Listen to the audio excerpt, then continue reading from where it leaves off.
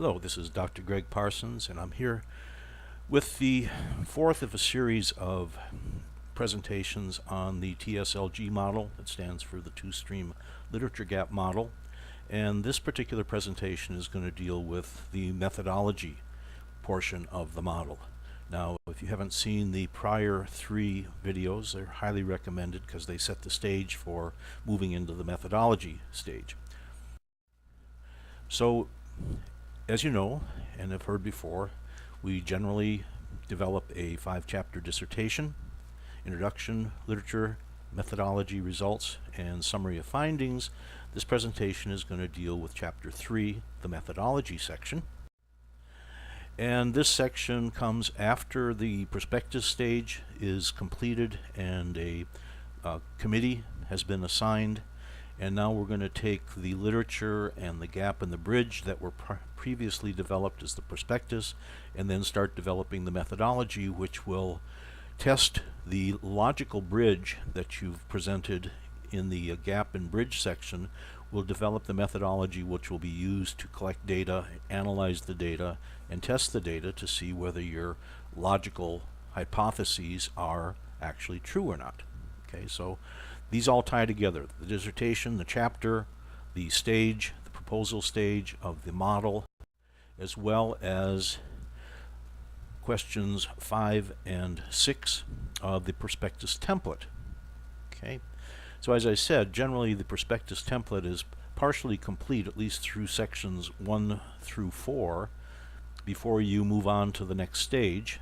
But all the time, as you start working with the literature, you should be considering how in your field of study, how variables are identified, how they're measured, starting to think about dependent and independent variables, and also where the data will come from that you're going to measure to be able to test your research question and hypotheses.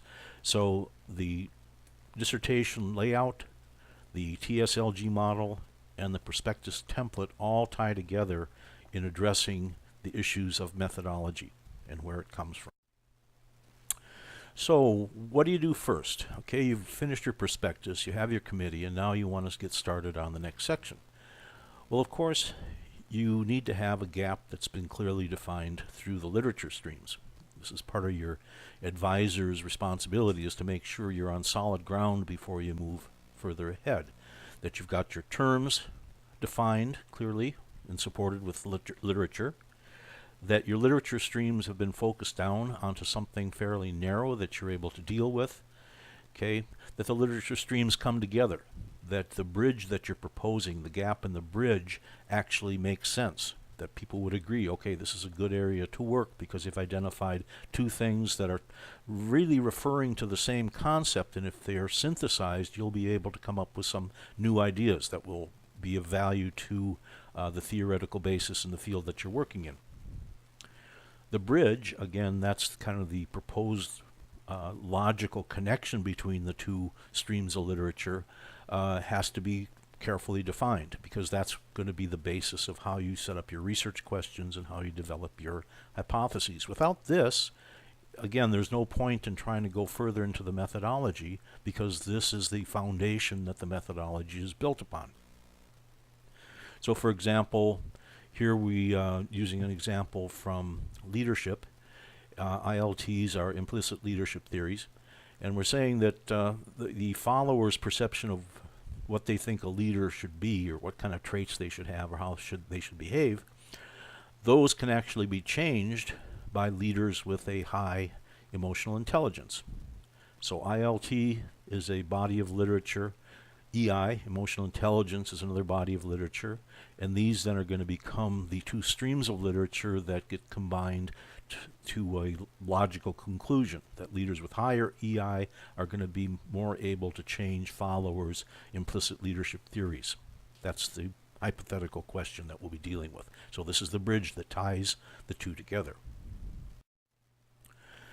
Then the methodology is really testing the bridge, whether that concept actually holds up when you go out and collect data. To do that, to test the bridge, you're going to need measurable variables, something that you can go out and apply values to. Generally, you need to have a sense of which variables are going to be independent and which will be dependent. Remember, again, independent variables take on different values, and those cause a response in the dependent variables.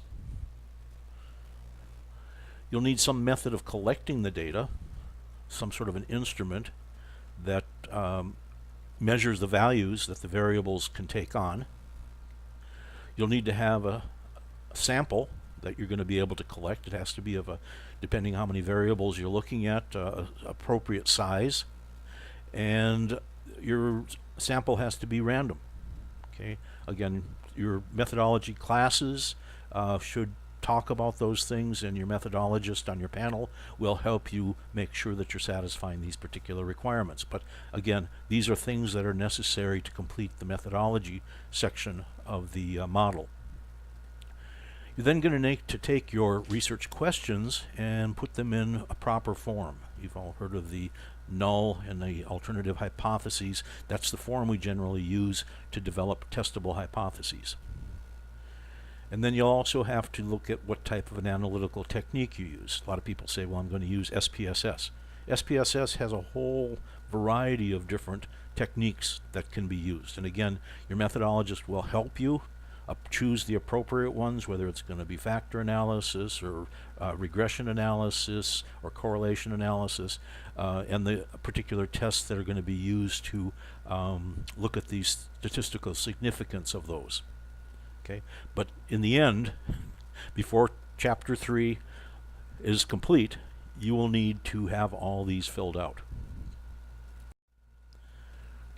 Now, what are the problems that people normally run into when they start thinking about methodology, aside that they don't like statistics and they don't particularly care for dealing with numbers? You're just going to have to overcome that, okay? And we're here to help you with that. One of the problems is trying to choose a methodology without knowledge of the literature. The literature will show you studies that include the type of methodology you're likely to use. And there's nothing wrong with using something that's already been developed. We expect you to use something that's already been developed, but you have to know the literature, and you have to know how the experts in the field have developed methodologies to deal with the types of questions that you're going to be proposing in your dissertation. So the more you will hear over and over again, go back to the literature. You don't know the literature well enough yet. Look for various studies that are similar to what you're looking at.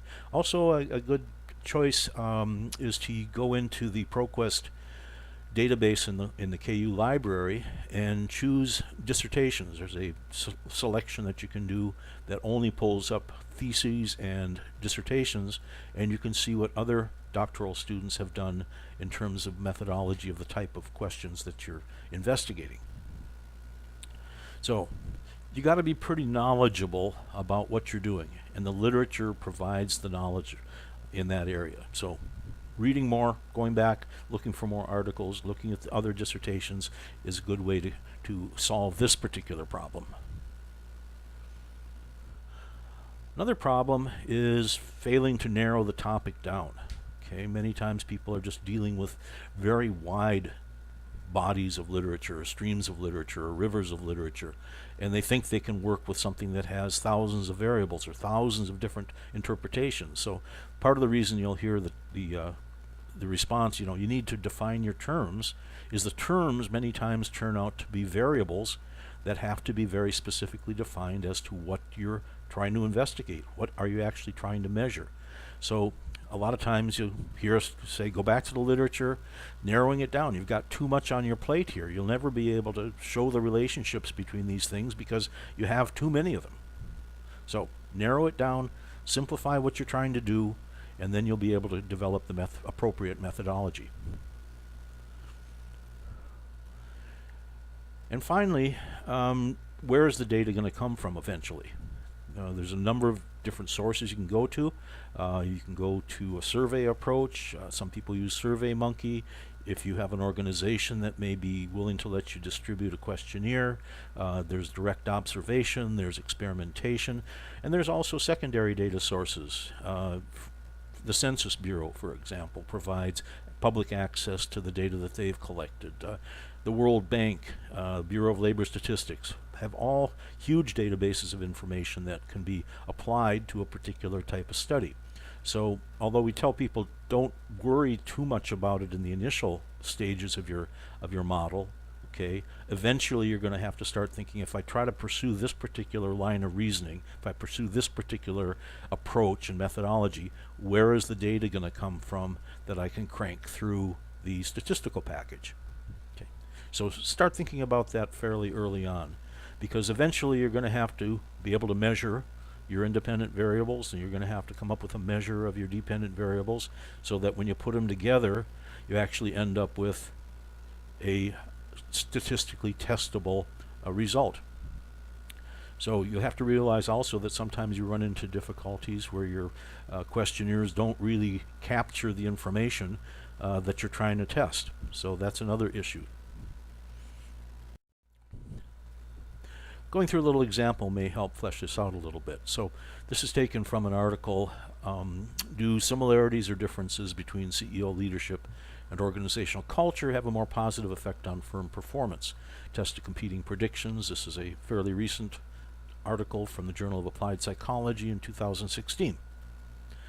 First of all, always look at the abstract, because this gives us a very good idea about what this study is going to be about. It's coming from two bodies of literature. One is the leadership literature, and the second is the organizational culture literature. That is where the streams of literature and the basic concepts are going to come from. But in addition, we're going to be looking at attribution theory and social identity theory of leadership, and also leadership contingency theories and the notion of substitutability. So there's some underlying literature and research that is going to support this particular topic. So first thing we have to do, as we know, is we have to develop those streams of literature. So the first one is coming out of the leadership area, and here they're going all the way back to the Ohio State and Michigan universities, University of Michigan studies, and here they came up with the idea that there are essentially two identifiable forms of leadership. One is task-oriented, sometimes it's called initiating structure, and the other is called relationship-oriented, sometimes called employee-centered. But the idea is managers tend to fall into one of these two categories. Either they focus on getting the job done, or they focus on developing relationships with their employees. Okay, and subsequent studies have kind of proven the same thing. So even contemporary leadership scholars classify leadership behaviors into the task or human relational meta themes. Okay, so that's one stream of literature. The second stream is organizational culture, and here we want to look at the how the organization operates. Not necessarily how the leader functions. We just looked at that. That's coming from the leadership literature, but now we're looking at organizational culture. And the theoretical perspective is we're trying to identify the values and norms, but here also studies have shown that they tend to coalesce around task or relationship-oriented themes. So not only do leaders tend to fall into that category, but the organizational culture itself tends to fall in that, whether everybody is very work-oriented, get the job done, or there's a lot of socializing and the relationships are built. Okay. So taken together, the three most commonly used taxonomies of organizational culture all emphasize the task-oriented and relationship-oriented values as the major dimensions of organizational culture. Now, this is following one particular line of thinking with regard to organizational culture. Okay, there are others, but for our purposes here, we're trying to align whether leadership orientation, leadership behavior matches up with the organizational culture, whether it's the same or it's going to be different in what those results are. Okay, so those are our streams of literature. Defining our terms, we have task-oriented leaders, we have relationship-oriented leaders, we have task culture, and relationship cultures.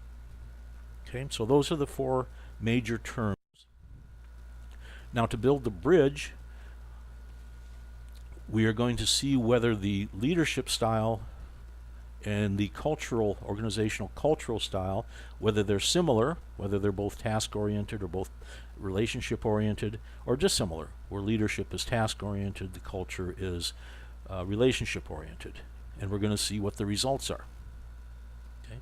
So we're going to look at those situations where they're similar, they fit together because both the leader and the culture are the same, or situations where the leader is one style and the culture is another style. So that's the dissimilarity perspective. Okay, so this is the bridge where we're tying the two streams of literature together.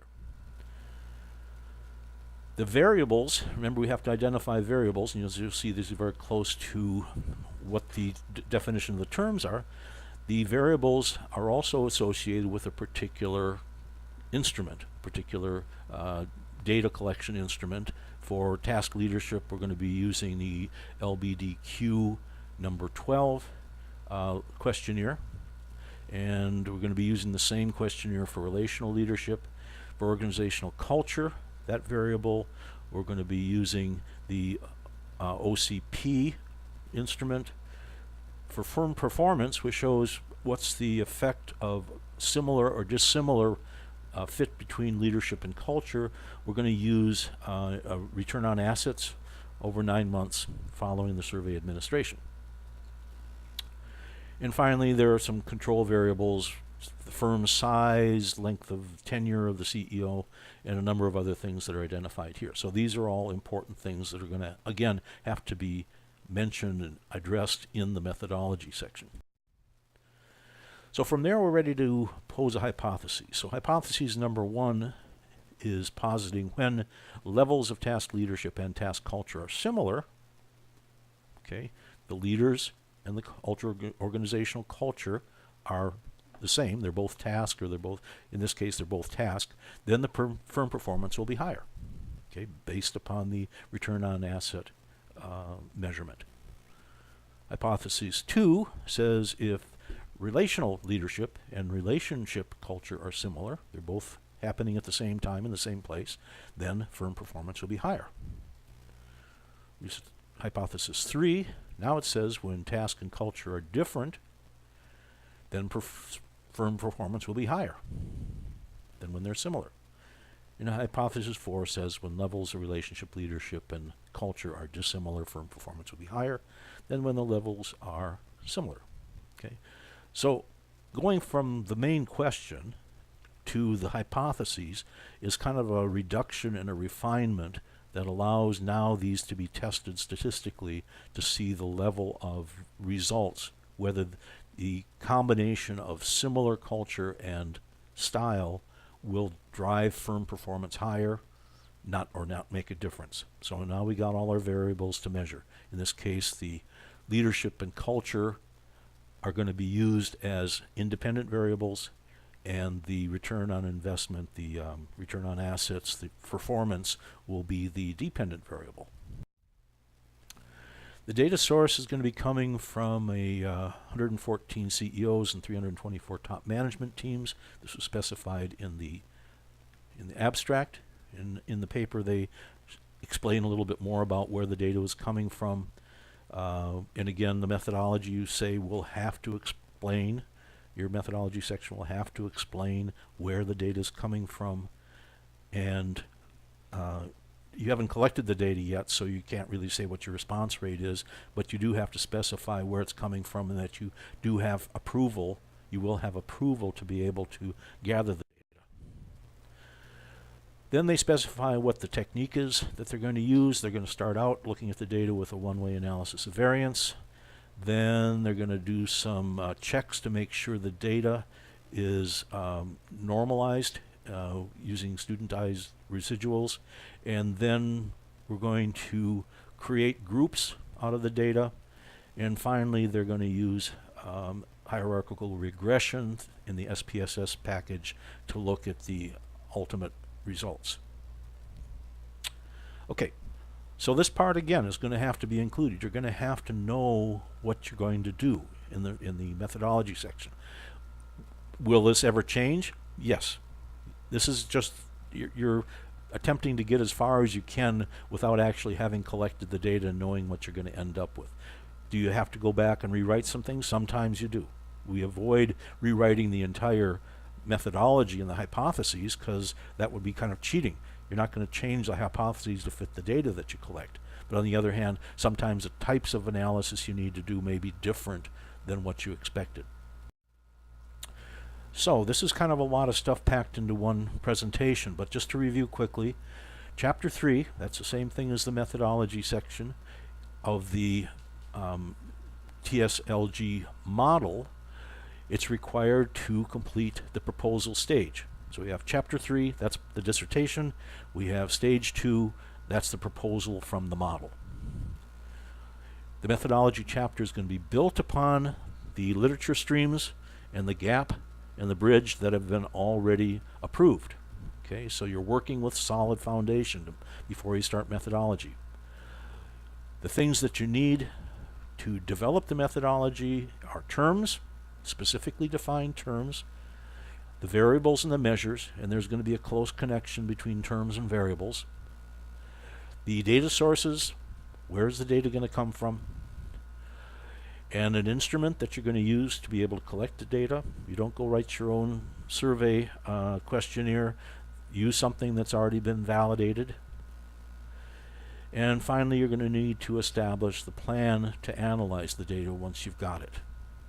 Okay, so this is a brief wrap-up of what I've just been going through, and I think this provides a good background as you start thinking about moving forward beyond the proposal stage, what's necessary in the methodology section. Any questions? Well, okay then. Until next time, this is Dr. Greg Parsons saying bye and good luck.